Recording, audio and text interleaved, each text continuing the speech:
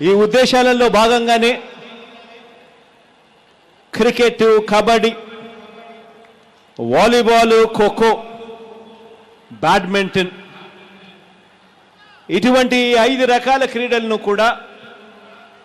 గత 47 రోజులుగా గ్రామ స్థాయి నుంచి ప్రోత్సహించే కార్యక్రమాన్ని చేస్తా ఉన్నాం. ఇందులో దాదాపుగా 25,40,000 మంది క్రీడాకారులు గ్రామ స్థాయి నుంచి పాల్గొన్నారు. దాదాపుగా 47 రోజుల పాటు జరిగిన ఈ కార్యక్రమంలో ఏకంగా 3,30,000 పోటీలు గ్రామ స్థాయి, వార్డు స్థాయిలో పోటీలు జరిగితే 1,24,000 పోటీలు మండల స్థాయిలో జరిగితే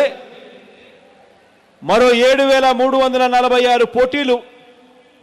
నియోజకవర్గ స్థాయిలో జరిగితే 1,731 పోటీలు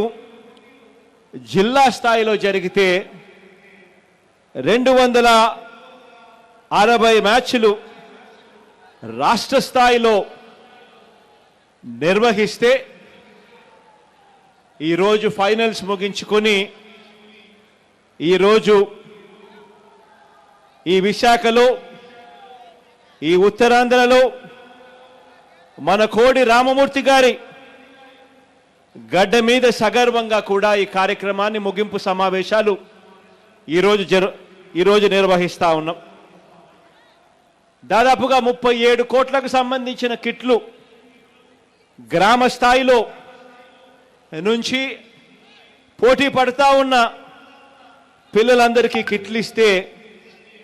మరో 12,21 కోట్లకు సంబంధించిన 12.2